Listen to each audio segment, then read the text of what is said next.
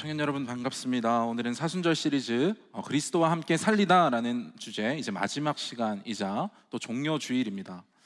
약 2000년 전 오늘 예수님께서는 나귀 새끼를 타시고 예루살렘 성에 입성하셨습니다. 그러니까 사람들은 종려나무 가지를 흔들면서 우리의 왕이 왔다, 호산나 호산나 우리를 구원하소서 하며 열광하며 환호했지만, 사실 예수님은 어떤 세상의 영광과 또 존귀를 받기 위해 오신 것이 아니라 친히 희생 제물이 되러 예루살렘 성으로 들어가신 것이었습니다. 그러니까 고난받을 것을 아시고도 우리를 위해 예루살렘으로 향하신 그 크신 사랑을 기억하면서 종려주일인 오늘은 우리가 누리게 된 은혜에 관한 이야기를 여러분들과 좀 나누고자 합니다. 우리가 오늘 읽은 마태복음 20장의 포도원 품꾼 비유는 일반적인 상식으로는 도무지 이해하기 힘든 어떤 아이러니한 일들이 좀 숨겨져 있습니다. 하지만 이 이상한 비유 안에는 자격 없는 우리를 살려낸 그 위대하고도 역설적인 그 십자가 은혜의 비밀도 숨겨져 있어요. 바라기는 오늘 선포되는 이 말씀을 통하여서 종료주일 우리를 찾아오신 주님의 사랑을 더욱 깊이 우리 마음에 새기는 시간 되길 간절히 소망합니다. 이제 우리가 함께 나눌 이야기는 포도원의 주인과 또 그가 고용한 품꾼들의 이야기입니다. 2000년 전 당시 품꾼들의 하루 일과 시간은 무려 12시간이었다고 합니다. 이른 아침 오전 6시에 보통 일과를 시작해서 저녁 6시면 하루가 마무리되는 거죠. 여러분, 워라밸 너무 별로지 않나요? 오늘 같으면 12시간 근무하는 회사 여러분 지원하시겠어요? 네, 할 리가 없겠죠. 할 리가 없습니다. 이건 진짜 상상하지도 못할 일이죠. 게다가 이제 뙤약볕에서 포도를 계속 수확해야 되는 고된 노동이었으니까 그 고통이 지금보다 더했을 거예요. 그럼에도 이 말씀에서 나오는 장터에 나와 있는 이 품꾼들은요, 농장 주인의 선택을 받아서 하루 꼬박 일해야만 하루 생존이 가능한 생존직 노동자들이었어요. 그러니까 일을 한다는 건 선택사항이 아니라 필수였겠죠. 그들에게 생존이 걸린 절박한 문제였다고 할 수 있을 것 같아요. 그러니까 때마침 포도 수확철은 가장 많은 노동력이 필요한 시기였습니다. 포도원 주인은 포도를 수확할 품꾼을 뽑기 위해서 이른 새벽부터 인력 시장에 나가게 됩니다. 이른 아침 6시, 이제 일과가 시작할 시간에 사람들을 고용하면서 이렇게 말하죠. 내 포도원에 들어가서 일하세요. 그러면 한 데나리온을 주겠습니다. 품꾼들의 하루 품삯인 이 한 데나리온은 가족 모두가 하루 생계를 잇기에 딱 충분한 금액이었습니다. 그러나 만약에 이 주인의 선택을 받지 못한다면, 그래서 놀아야 한다면 그날은 그냥 온 가족이 꼼짝없이 굶어야 되는 거예요. 나뿐만이 아니라 내 모든 가족의 이 먹고 마시는 게 달려 있으니까 장터의 사람들은 어땠겠습니까? 내가 선택받으려고 아등바등 했을 거야. 막 어필하면서 저 힘세요, 저 써주세요, 저 일 정말 잘해요, 저 데려가세요 했을 겁니다. 그리고 선택을 받았을 때 그 품꾼들은 안도하는 한숨을 내쉬면서 아, 오늘은 살았구나. 내가 그래도 이제 집에 돌아가서 내 아내와 자식들에게 나 오늘 이렇게 돈 벌어왔어, 맛있는 거 사들고 자랑스럽게 갈 수 있겠구나 생각했을 거예요. 그리고 주인에게 감사했겠죠. 이제 포도원에서 일할 사람들이 모두 차출되었습니다. 그런데 오늘 말씀에서 주인이 아주 이상한 행동을 하게 됩니다. 본문 말씀 3절 말씀 우리 다 함께 한 목소리로 읽겠습니다. 시작. 또 제3시에 나가보니 장터에 널고 서 있는 사람들이 또 있는지라. 그러니까 당시의 시간을 오늘날의 시간을 계산하려면 더하기 6을 하시면 됩니다. 그러면 제3시에 나갔다는 것은 몇 시에 나갔다는 거예요? 네, 9시. 아침 9시에 한 번 더 나간 거예요. 6시에 일할 사람 불렀으면 그걸로 끝내면 되는데 9시에 한 번 더 주인은 장터로 나갑니다. 게다가 5절, 6절 말씀에도 보면 더 이상한 장면이 나와요. 제6시, 그러니까 11시에도, 제9시, 오후 3시에도 나가는 거예요. 그리고 심지어 하루 일과가 다 끝나기 불과 딱 1시간 남았을 때 오후 5시에도 품꾼을 계속해서 찾아 나섰다고 이야기하죠. 여러분, 이 주인의 모습, 그러니까 오후 5시까지 품꾼들을 찾으러 이 장터에 나가는 주인의 모습은 너무나도 비일상적인 일입니다. 아니, 장사꾼 입장에서 보면 이상한 일이죠. 여러분 생각해 볼까요? 일할 만한 사람들, 쓸 만한 사람들은, 튼튼한 사람들은 진작에 아침 6시에 다른 주인들에 의해서 다 뽑혀갔을 거예요. 9시, 12시, 3시 계속 나갔는데도 여전히 선택받지 못해서 남아있던 사람들은 어떤 사람들일까요? 아무 능력 없고 딱 봐도 일 못할 것 같고 끄트머리에 있는 사람들, 일용직 노동도 할 수 없는 그런 사람들이란 말이죠. 그런데 이 주인은 그 늦은 시간까지 뙤약볕에서 서성거리며 절망 가운데 있는 그 사람들을 포도원으로 들여보내주는 거예요. 내 포도원에 들어가세요. 그러니까 단 1시간밖에 일할 시간이 남지 않았는데도 불구하고 그렇게 수고로움을 감당하는 거죠. 이 주인이 말이에요. 참 이상한 주인 아닙니까? 그리고 드디어 시간이 흘러 저녁 6시, 이제 마감 시간이 됐어요. 고된 하루의 노동이 끝나고 이제 품삯을 받아야 될 시간이 왔는데, 그런데 주인이 자신의 청지기에게 또 한 번 이상한 지시를 내립니다. 가장 나중에 온 사람부터 품삯을 주어라. 그러니까 늦게 온, 오후 5시, 딱 1시간 일한 사람이 서성거리며 나오겠죠. 이제 1시간 일했으니까 뭐 일을 한 것 같지도 않아요. 얼마 받을까? 아, 어떡하냐, 오늘 삼각김밥 라면이나 살 수 있을까 하는 마음으로 갔을 거예요. 그런데 여기서 엄청난 반전이 일어나죠. 이 선한 주인이 그들에게 하루치 일당인 한 데나리온을 전부 쥐어주는 겁니다. 단 1시간 일했는데. 여러분, 이런 직장 어때요? 네, 너무 좋죠. 네, 저도 취직하고 싶은데. 네. 네, 그렇습니다. 1시간 일하고 하루 일한 것처럼 받으면 그만큼 좋은 직장이 어디 있을까요? 그러니까 만세를 외쳤을 거예요. 내가 어떻게 빈손으로 돌아가야 하나 생각하고 있던 그 품꾼들이 주인의 은혜를 받고 만세를 외쳤을 거예요. 이 말도 안 되는 은혜에 어쩔 줄 몰라 하며 감사하고 또 감사했을 겁니다. 그러면서 집에 먹을 거를 사가면서 눈물을 하염없이 흘렸을 수도 있겠죠. 그런데 여러분, 이 충격적인 장면을 저 뒤에서 지켜보고 있던 그보다 빨리 온 사람들, 먼저 와서 더 많이 일한 사람들의 심정이 어땠을까요? 1시간 일한 사람이 한 데나리온 쥐고 가는 것을 보면서 우리는 도대체 얼마나 많이 받게 되는 걸까? 기대하지 않았겠습니까? 그런데 6시 품꾼의 차례가 되었어요. 제일 먼저 온 사람. 그때 주인에게 받는데, 청지기에 받는데 똑같이 한 데나리온만 받는 거예요. 1시간 일한 사람이랑 똑같은 임금을 받는 겁니다. 그러자 그들은 집주인을 향해 불만을 터뜨리며 항의하죠. 우리가 12시간이나 이렇게 수고했는데 어떻게 1시간 일한 사람이랑 똑같은 돈을 줄 수 있겠습니까? 우리는 정말 뙤약볕에서 진짜 수고를 마다하지 않고 이렇게 열심히 일했고 우리 때문에 이렇게 많이 거두었지 않습니까? 저 사람들 이제 와서 그냥 손만 잠깐 담그고 그랬는데 왜 똑같이 주는 겁니까? 여러분이 아침 6시에 온 품꾼이라고 생각해 보세요. 화 날까요? 안 날까요? 안 나요? 네, 안 나면 여러분 정말 좋은 사람입니다. 네, 예수 그리스도의 마음으로 살아가고 있는 사람이에요. 네, 화 나죠. 화 납니다. 불공정해 보이죠. 그런데 여러분, 사실 가만히 생각해 보면 오늘 본문에서 이 포도원 주인만 이상한 게 아닙니다. 이 일찍 온 품꾼들도요, 주인을 향한 태도가 잠깐 사이에 180도 바뀌었다는 것을 알 수 있어요. 여러분, 오늘 아침 주인이 수많은 사람 중에 나를 뽑아주었을 때 그들의 마음은 어땠을까요? 이른 아침부터 선택받아서 6시부터 아무 걱정 없이 들어가서 일하고 노동을 하고 열심히 일해서 받을 수 있다는 생각에 안도감이 있었을 거예요. 그리고 나를 뽑아준 주인에게 감사했겠죠. 그 벅찬 감격과 안도감을 가지고 포도원에 들어왔지 않겠습니까? 여기 와 있는 게 당연한 게 아닌 것을 알았어요. 왜냐하면 수많은 사람이 여전히 그 밖에서 놀고 있기 때문에 그래요. 내가 오늘 여기 있지만 내일은 선택받지 못할 수도 있는 거잖아요. 그런데 그 은혜에 대한 감사는 온데간데 없이 사라져 버렸어요. 오히려 주인에게 항변하며 억울함을 호소합니다. 도대체 무엇이 그렇게 짧은 시간 안에 천국에서 지옥으로 그들의 마음을 변하게 했을까요? 그 출발이 바로 비교하는 마음이었습니다.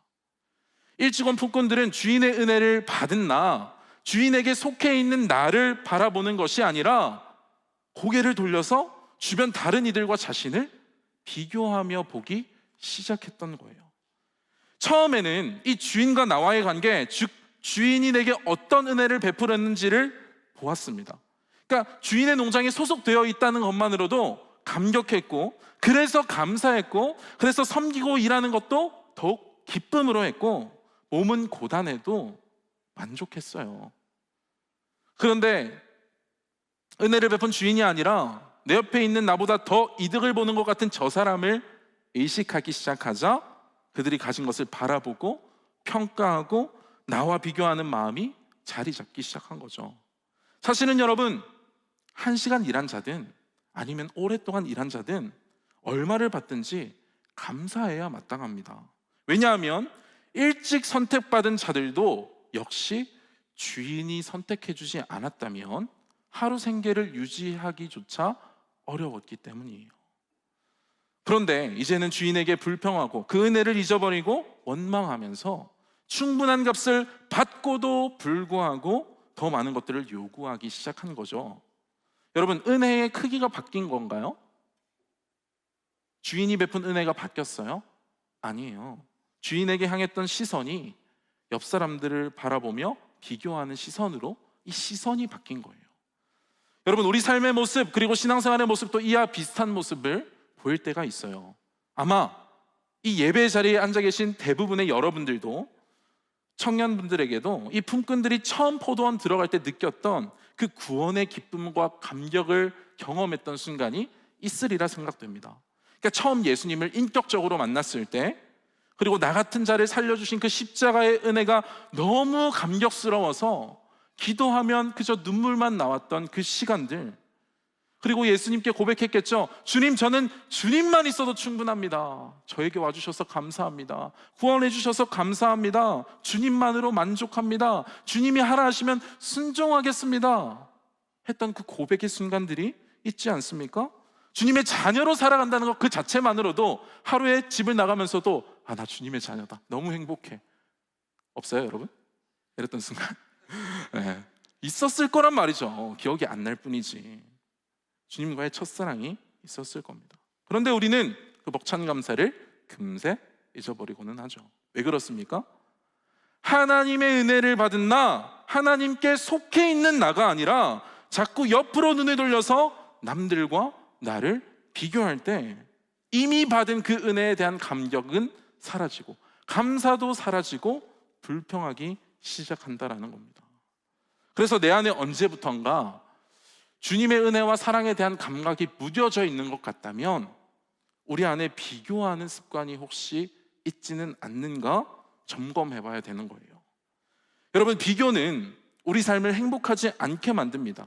비교는 내가 이 사람보다 더 나아라고 생각할 때는 나를 교만하게 만들어요. 우월감을 느끼게 만들고 그 사람을 평가하게 만듭니다. 그리고 내가 이 사람보다 부족하다고 생각했을 때는 박탈감을 줍니다. 반대로 은혜를 바라보는 시선은요, 감사하게 하고 만족하게 한다는 거죠. 그런데 오늘날 우리 사회가 어떤 사회예요? 비교하기 너무 쉬운 사회입니다. 여러분, SNS, 유튜브, 인스타그램 보면은 너무 쉽게 접할 수 있잖아요. 저도 매일 시간 가는 줄 모르고 막 릴스나 여러 가지 유튜브를 보는데 특히 많이 보는 게 뭐냐면 이 10시가 넘어간 시간에 맛있는 먹방을 주로 봅니다. 네, 제가 이 교회 처음 왔을 때 사진과 지금 이 모습을 대조해 봤을 때 살이 너무 많이 쪘더라고요. 근데 이제 먹을 수 없으니까 이제 다이어트를 해야 되니까 그 고통스러운 마음 대리만족시켜줄 야식 먹방을 찾아봐요. 근데 그게 또 만족이 돼요. 어느 정도는 만족이 됩니다. 내일 낮에 먹어야겠다. 그렇게 하면서 똑같나요 그러면? 그건 아닐 건데 저녁 시간 참잖아요. 저녁 시간 참으면서 대리만족 느끼고 막 캠핑 못 가는 거, 캠핑 가는 영상 보면서 와, 저 진짜 재밌겠다 이렇게 하면서 그렇게 대리만족하면서 유용한 정보들을 얻고는 하죠. 근데 이렇게 순기능도 있지만 이렇게 우리가 많은 곳에 노출되고 많은 것을 볼 수 있다 보니까 역기능이 더 무섭습니다. 이 대리만족이 어느새 비교의식으로 바뀔 때가 있어요. 그러니까 예전에는 내가 지금 가지고 있는 것에 대해 불평도 없었고 그냥 만족하면서 잘 지냈는데도 불구하고 유튜브나 SNS에 더 잘 나가는 사람, 더 많이 가진 사람, 더 행복해 보이는 사람 보이면 금세 지금 나의 상황과 비교하기 시작하는 거죠. 상대적인 박탈감을 느낄 때가 있어요. 근데 사실 그 사람들도 인생의 하이라이트만 올린 건데 우리는 그것 보고 나는 저렇게 못 사는데 아직? 이렇게 생각할 때가 많다라는 거죠. 그러니까 충분히 행복했는데도 내게 없는 것이 보이고 주신 것에 대한 감사는 희미해질 수밖에 없는 거예요. 무엇 때문에요? 비교하는 습관 때문에 그렇다는 거예요. 그래서 이 비교가 만연한 우리 사회 현상의 가장 끔찍한 결론이 무엇이냐면 행복의 기준이 타인에 의해 규정된다는 겁니다. 그러니까 나라는 사람을 판단하고 내 삶의 가치를 판단하는 게 다른 사람이 어떻게 살아가냐, 그것과 비교된 나, 그것에 의해서 정해진다는 거예요. 여러분, 성경에 보면 이 끔찍한 비교의식이 완벽했던 인생을 스스로 지옥으로 만들어버린 그런 비극적인 인물의 이야기가 등장합니다. 바로 이스라엘의 초대왕 사울 이야기예요.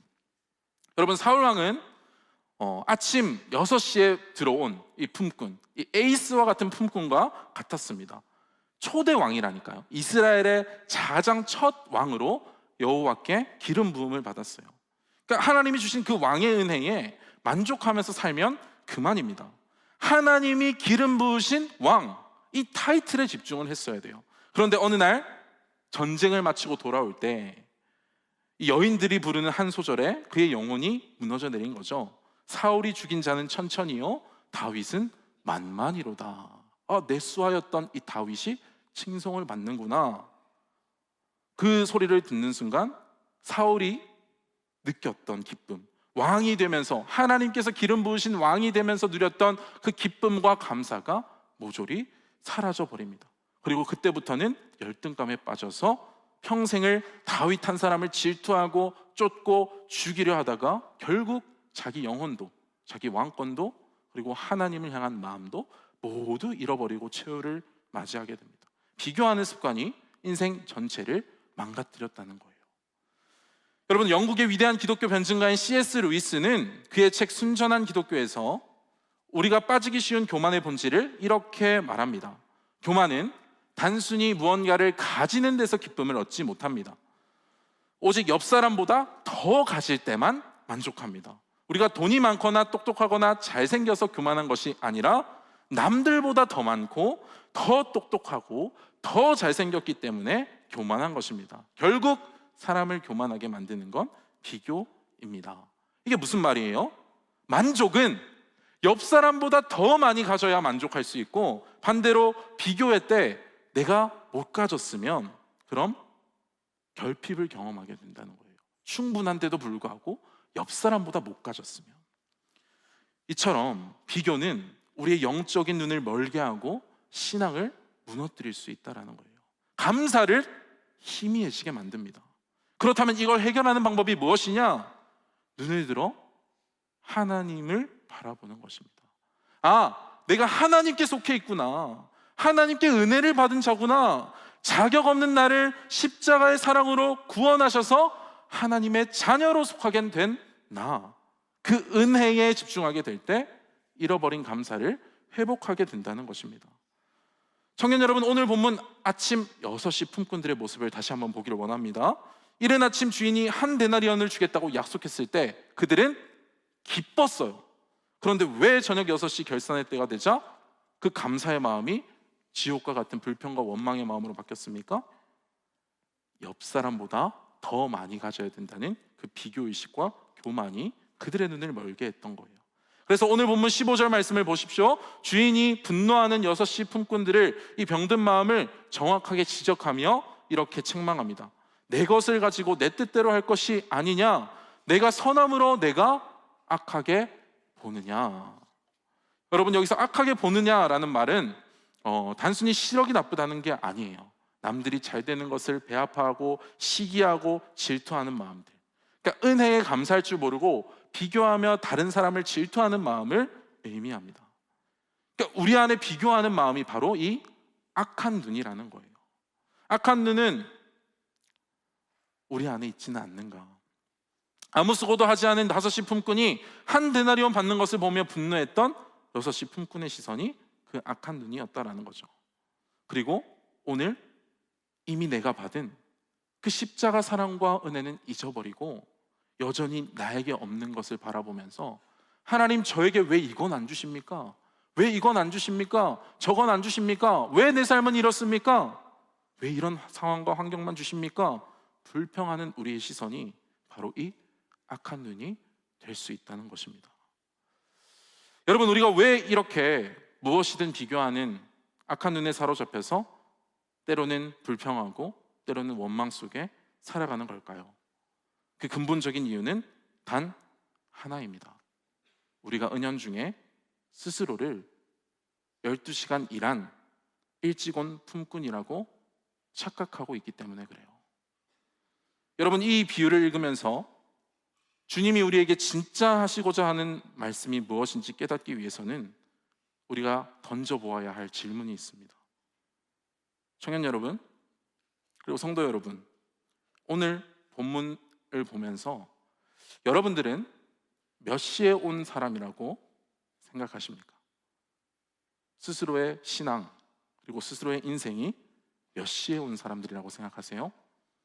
혹시 여러분들 중에 당연하듯 나는 그래도 일찍 온 사람이지, 나는 그래도 오전 9시에는 온 사람이지, 나는 모태신앙이야, 청년부에서 열심히 섬기고 있고 리더도 하면서 사역도 하고 제자훈련도 받고 하나님의 말씀도 어느 정도 잘 알아, 주일 성수도 열심히 지켜, 이런 헌신과 타이틀을 내세우면서 스스로 나는 그래도 어느 정도는 일찍 온 사람이지, 수고하고 있는 사람이지 생각하는 경우가 있으리라 생각됩니다. 근데 여러분, 성경에 등장하는 진짜 믿음의 인물들, 믿음의 선배들과 우리의 삶을 한번 비교해 볼까요? 평생을 나그네로 산 아브라함, 억울한 감옥살이를 견딘 이 요셉, 그들이 만약에 우리 앞에 와서 나는 오전 9시에 온 사람입니다 라고 하면 우리가 나도 오전 9시에요 할 수 있을까요? 못하겠죠. 수많은 우상 선지자들과 싸우면서 혼자 이겨낸 그 엘리야, 믿음의 사람, 그 엘리야가 와서 난 11시 사람입니다 하면 우리가 그 옆에 설 수 있을까요? 나란히? 안 될 겁니다. 그리고 신약 성경을 넘어와서 위대한 믿음의 인물 사도 바울을 보십시오.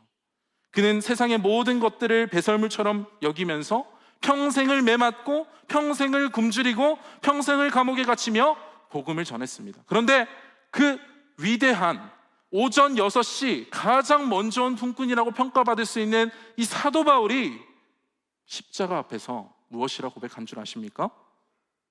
오호라, 나는 곤고한 사람이로다. 이 사망의 몸에서 누가 나를 건져낼 수 있으랴. 나는 곤고한 사람입니다. 그러면서 나를 구원하신 예수 그리스도께 감사합니다 고백하죠. 디모데전서 1장 15절에서도 이렇게 고백합니다. 내가 죄인 중에 괴순이라. 무슨 고백입니까? 나는 오후 5시에 온 사람입니다 라는 고백이라는 거예요.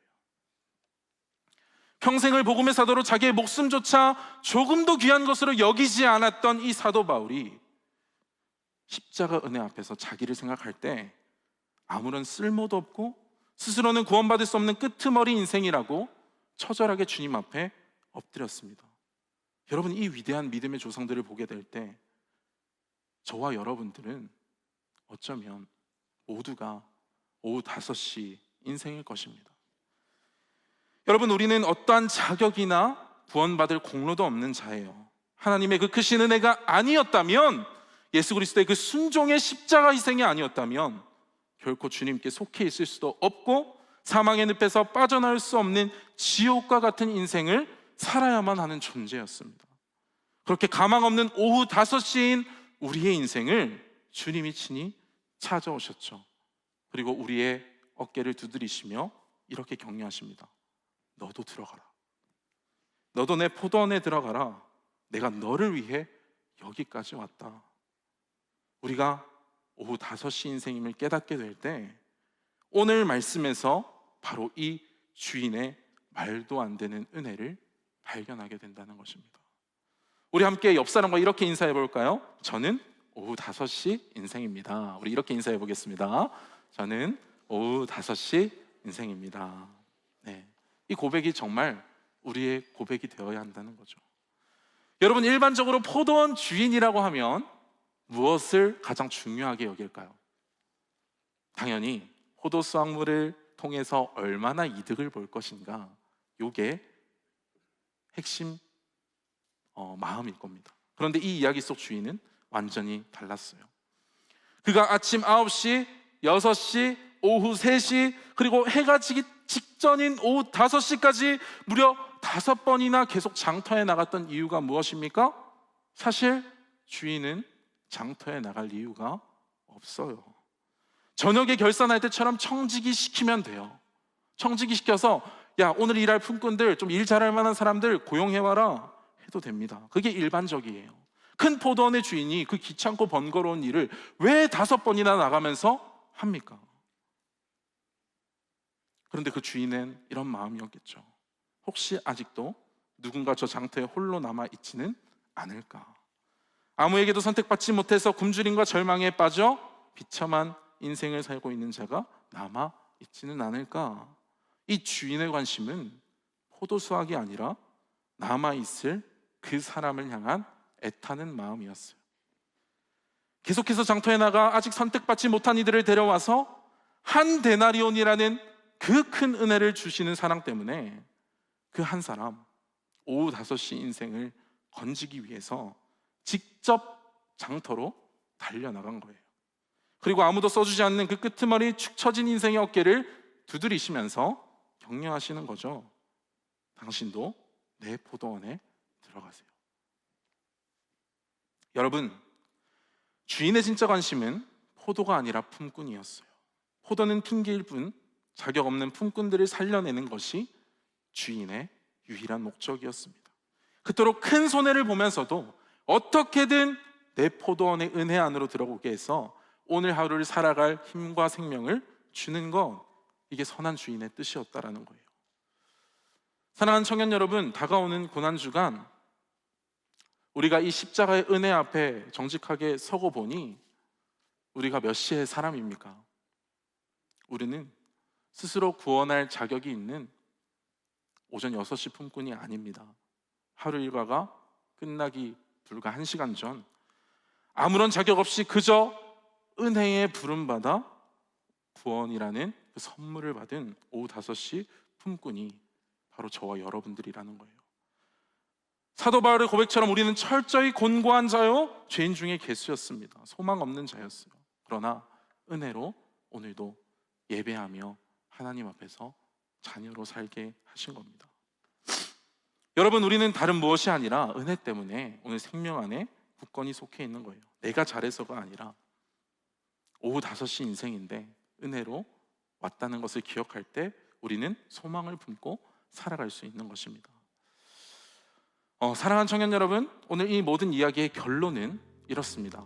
오늘 비유의 마지막인 16절에서 주님은 이렇게 선언하세요. 우리 다 함께 한 목소리로 읽어보겠습니다. 시작. 이와 같이 나중된 자로서 먼저 되고 먼저 된 자로서 나중되리라. 아멘.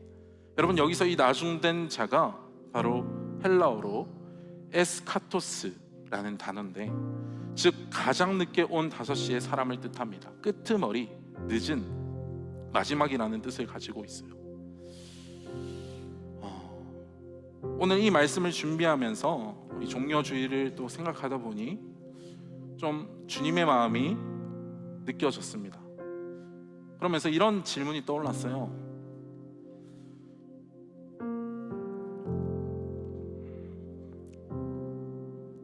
미나, 넌 몇 시의 사람이냐?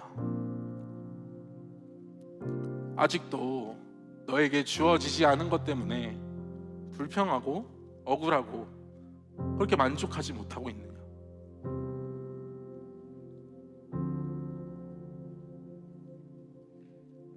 그 주님의 질문 앞에 서게 됐을 때 저는 엎드릴 수밖에 없더라고요. 어떻게 구원받을 자격이 있겠습니까? 그러니까 사실 저 역시 오후 5시 이 에스카토스의 인생이었다는 것을 좀 묵상하면서 너무 크게 와닿더라고요. 여러분, 저는 목사이지만 사실 이 강단에 서 있을 자격조차 없는 사람이에요. 20대 초반에 이제 신학교에 딱 입학을 했어요. 그런데 이제 공부를 하다 보니 하나님이 살아계시다고 느껴지지 않는 거예요. 그러면서 군대에 있는 한 2년 동안 한 번도 교회에 나가지 않았고 하나님을 떠났었고요. 전역하고 나와서도 한 몇 년을 하나님을 찾지 않고 제가 원하는 인생을 살았습니다. 교회에도 정말 한 번도 안 나갔어요. 완전히 발을 끊고 방황했는데 내 정욕대로 살면서 허비했던 시간들이 많았습니다. 그런데 그때마다 주님은 제 사랑하는 신학교 동기들 그리고 소중한 믿음의 부모님들을 보내주셔서 지금까지 저의 인생을 하나님 안에 있는 인생으로 만들어 주셨어요. 그러니까 목사가 이렇게 여러분들 앞에 말씀을 전하고 있는 이 순간마저도 마찬가지입니다. 여러분, 목회자들이 겪는 좀 비애와 딜레마라 할까요? 그런 게 있어요. 뭐냐면 내가 이 말씀을 잘 지키지 못하는데 강단 위에서 전해야 할 때 그렇습니다. 그러면서 여전히 저의 연약함과 또 여러분들 앞에서 말할 수 없는 그런 죄성들을 말씀 앞에서 마주칠 때가 너무나도 많아요.